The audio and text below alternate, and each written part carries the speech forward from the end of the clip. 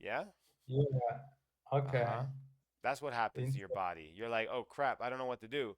So the more you practice something else, we have to get we have to get the language into your internal system so that your body thinks that English is like your default.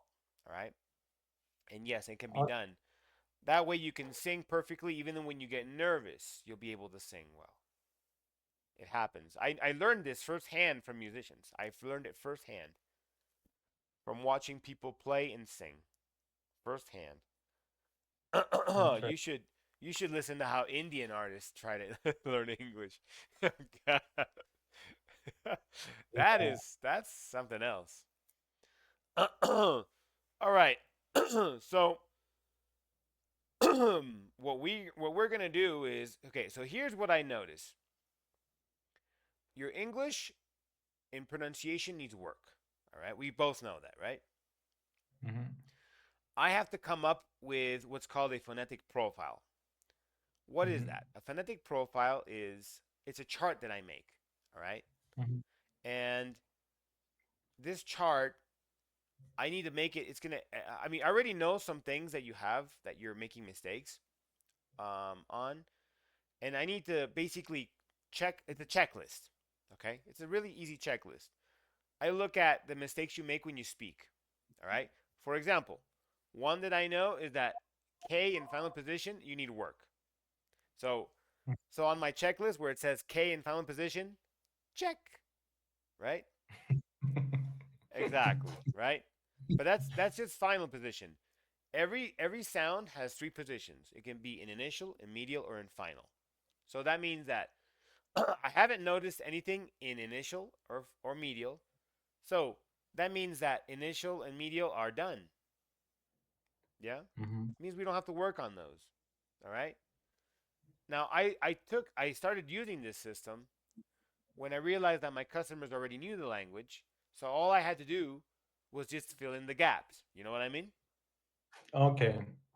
So that way we don't have to start from scratch.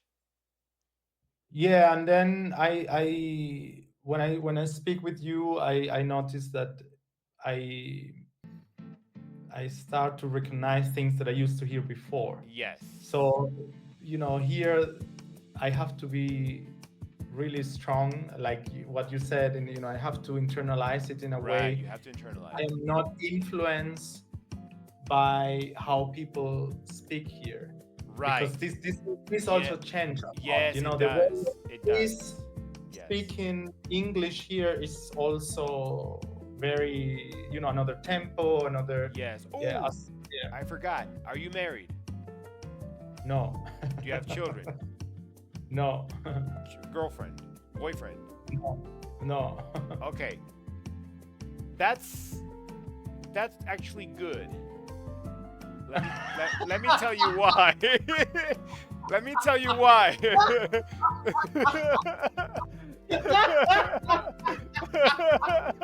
let me hold on before Okay, let me that, justify. that, Let me that, justify. that was your winning point. Just for that sentence, I want to work with you. let me tell you why. Give me a second. Let me a second. Okay, so here's the reason why. Okay, so we teach a teacher has to know what environment the student is in. Okay, you're either in an ESL environment or an EFL environment. All right, so you're an English speaker learning English in a native speaker country, or you're an English speaker learning a language outside of. And there's a third. This is crazy. I have experience in this one. Check this one out. This one's very common for me. This one is teaching a foreigner in a native country, but the foreigner only speaks his native language because that's all he does. Mm. Yes, there's a lot of that, and we can see that in neighborhoods where there's a lot of Latinos, like Cuba or LA, where you see their Hispanics are everywhere. So they come to America. They don't learn the language. They just speak their own language because that's the only language they know, and they don't need to learn it. Kind of. Well, they do. It's just that they ignore it. Yeah. So is that your environment, or are you surrounded by English speakers or Swiss speakers? What's your environment? That's the challenge in Switzerland. My environment is I um well here is now well I don't speak so much with him. Someone from Germany. He speaks German from Berlin. For most of my work relationships, they speak Swiss German, Aha. high Swiss German, Swiss German. Okay. My family speaks Spanish.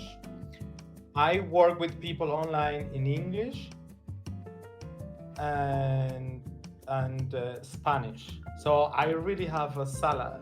So what we need to do is we need to neutralize your accent. When you neutralize your accent, by the way, it is very hard to unneutralize it. Okay? All right?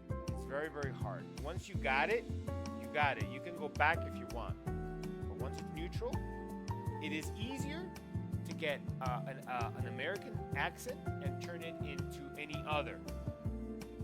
But very hard to take any other accent and make it American or British. Do you understand what I mean?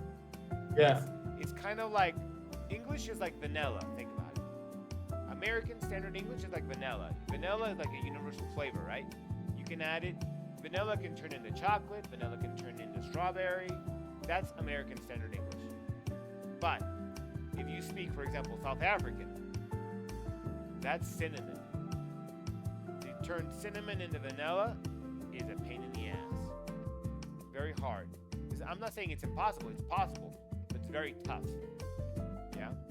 No, but that's fine because this is why I'm looking to work with someone because as soon as I have like clear differences, Right.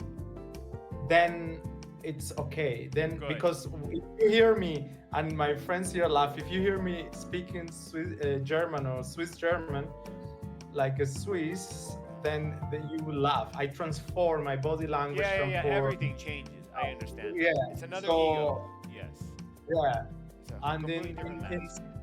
yeah, and then now my Spanish is influenced by English and German because these are my most active languages. So I don't feel always confident in Spanish anymore. I don't have vocabulary. I have to ask my sisters for things. But and then I read a lot in English, you know. So I would say number one is German, number two is English, and yeah. You mean your And, top? yeah. You mean the top language you use at the moment? Yeah, I mean where I have more work experience, more Okay, work experience. Okay. college experience, and then Spanish is just for friends and family. But the contact with my family, it's also like this, and the contact with Latin friends is also like this, you know. So. All right. Since you don't have a spouse or a wife that speaks any of the languages, that means that your environment is basically okay. I see your environment. What was I gonna ask you? When I assume you sing in Spanish as well as you're performing. I know more songs in English. That's the funny thing. Oh wow. Yeah. And you're planning to make your EPs, your singles in English? I haven't decided that yet. Okay. And this is always a big problem that I have when I want to launch a project. You know, in which language? That's what happened to You know, Ricky. You're a perfect example of Ricky Martin. Yeah.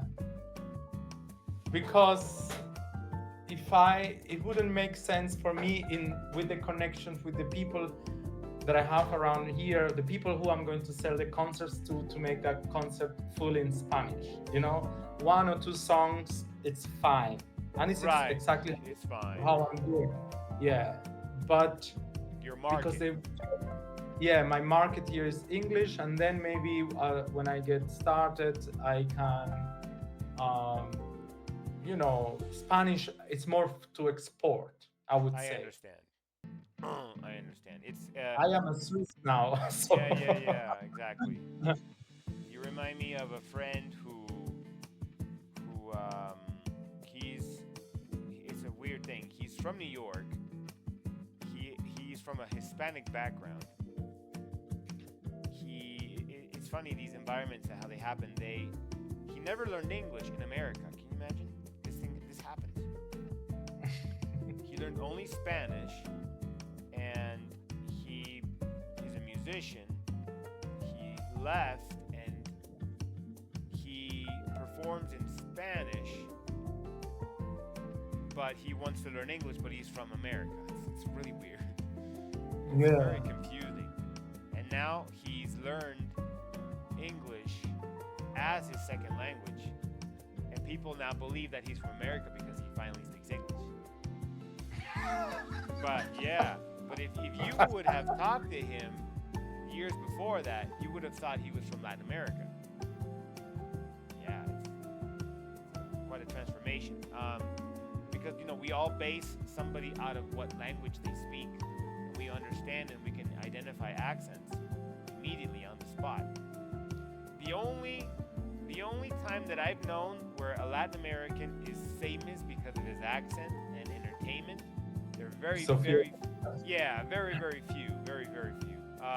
I can think of Desi Arnaz. Do you know who that is, Desi Arnaz? Desi Arnaz is the husband of Lucille Ball. No? How old are you? 35. Yeah, okay, yeah, a little young. So Lucille Ball was the Lucy Show, the I Love Lucy Show. Never heard of the I Love Lucy Show? No? Okay.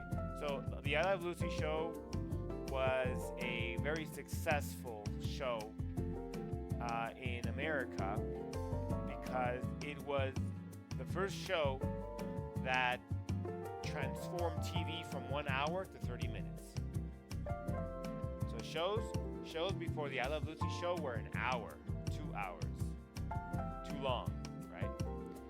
After I Love Lucy, they began to hold only 30-minute episodes for the series, right? And here's the thing, here's the kicker. Check this out. Lucille Ball, beautiful redhead lady, married to a Cuban. Yeah, and he would have an accent. So he would, yeah, so the skit is like this. Oh, Lucy, you have some explaining to do. And he became famous in that show. Yeah. First Latin American speaker to actually be accepted. But, I mean, it was more of the Lucy thing. Everyone knew Lucy, not him. So he jumped on the bandwagon and got famous from her because she was the actress, she was the entertainer. But he also became funny. He was also a funny guy. Yeah. I can think of, let me see who else. Antonio Banderas got famous with his accent, but that's because the whole Spanish thing, right? The whole Spanish thing. Who else? Sophia Loren. But she was bigger in Italy than in America, but she did land some hits in America. Who else was famous because of their accent? Penelope Cruz. Yeah. But that's an actress. What about in singing? In the music industry, who has an accent? I can think of a few. Let me see. Man, that's a hard one. I don't know. I know a few artists, but they're not mainstream. They had one-hit wonders. You ever heard of Giorgio? No. No, he's like a Caribbean singer. I can think of African American singers, maybe like Shaggy or Pitbull. No, yeah, I think Pitbull, but that's different. Pitbull's not so much of an American market. I can think of what's this guy's his artistic name. He's kind of like Pitbull. He's a Caribbean guy. Has little dreadlocks, has little braids in his hair. But he's more of a like a rapper than singer. Yeah, so I guess I don't know that many artists with that Latin thing on it. All right then. So you're 35, right? Yes. No, Well, sure. I'll be 36 Six in 1 month. Yeah. 1 month. Okay. All right. Sweet. Sorry. So first, I have to figure out your phonetic profile, which I'm already figuring out. Number one. I also noticed that you do have. It's not that you speak really bad, but you don't speak really good either. You understand? Mhm. So you're there. And You, I know this. yeah. No, that's fine. It's a process. It's a process, right? You're Venezuelan, but I know that your emphasis is pronunciation. But you do have. There are ways that you speak English that don't make sense sometimes. Okay, Mhm. we can fix that, but we're gonna get into pronunciation anyway. All right. So we have to figure out your phonetic profile. I recommend that you at least take one lesson with fluency, and at least take, for example, a course that I offer. It's called the 16 tenses in English. It's just 1 hour. It could be into two. It could turn into two, where you look at all of the tenses in English, right? And the other one, the other lesson we're gonna take is the full course on phonemes of English. Is that something you'd be interested in? What is that? Okay, let me explain. So every language has okay, every language has an alphabet, okay, but not a writing alphabet, a phonetic alphabet. Yeah. I Yeah, know. Well, right, you see, you look up for a word, and then right. And yeah, you'll see that has yeah, little symbols on it, right? yeah, and that's a good guidelines Right, for right. pronunciation. Yeah. So is that something that you would be interested in taking as a lecture or not? Yes. Yeah. Okay, okay. So let me write this down. I mean, I'm open. Anything that will Okay, help me to okay. So possible improve, lectures. and then that what you said also. I I I didn't speak like this before. When I left Trinidad, I was speaking English in a way. Uh-huh. And then there are probably the way I speak has a lot to be with German. Ways of saying, Yeah, because structure, German, German structure. Yes. yeah, it's um, yeah, I don't have this consciousness anymore. But the difference is, if I spend a week with you or with someone, then it's all there. It I sticks. switch. It sticks. Yeah, Yeah, You switch. yeah, You yeah. switch. You switch. But I need a week or two. All right. So in the phonetic profile lectures, because this is more than 1 hour, you will learn every sound of English. Okay, American Standard, not British. Well, that's another book. British is kind of like a little leg within a big leg. Does that make like a branch? Yeah. Yeah. All right. Why? Because of Americans' neutrality. Let me explain to you something else. So this has happened to Spanish. It's happened to English. It's happened to Portuguese. It happens to every language, right? On why you should learn. I think why British people also need to learn American Standard. Watch. Let me explain. 400 to 500 years ago, when America was not discovered, English was more similar to American English than it is today. British English. Okay? So was Spanish. All right? So the Spanish settlers, Portuguese settlers, French settlers, they moved to the colonies. And the people that moved to the colonies kept the original language. All right? Not the culture, some culture. Mhm. Yeah? They mixed with the natives and they made what's called a Latino, right? Hispanic, whatever. Mhm. Right? Mhm. So when the English moved to America, they kept their accent. They changed it just a little bit, but as time moved on, the British change their accent completely. Yeah. That's what marks their differences. All right? Yeah. Okay? And this this is how you know that a neutral language is easier to change than a fixed one like British, because it converted. See what I mean? It's easier. Yeah. All right? It's easier. All right? And this happened also to Spanish. I've spoken to Spanish speakers from Spain and went to Spain, and I noticed that a lot of Spanish from back then is more natural to Latinos than Spanish people themselves. Like, they didn't have the cefeo, you know how they say corazón? Mm-hmm. They didn't have that 500 years ago. That's something new. It's very new. It's probably 400 years old, 300 years old. Whereas Latinos, they kept a lot of it. Of course, the culture's not the same, but they kept it. All right? That's how we know that there's neutrality in these accents. All right? It's easier. All right? All right, so here's possible lectures. Phonetic profile. In this phonetic profile, I have to identify your weaknesses. And what is it that you're saying wrong, what you're saying right, when, how, under what conversation. So what we're going to do is we're going to have discussions. All right? I think we'll start out either with a first discussion to find out your profile. The next one, I have to begin teaching you the phonetic alphabet. All right? So the lessons are going to be, they're going to be divided into different categories. We'll start off one lesson with consonants, with stops. Okay? Then we're going to go into vowels. All right? Then we're going to go into R-colored vowels. Because vowels are their own nature, man. Then we're going to go into diphthongs. We'll go into diphthongs. Then we'll go into...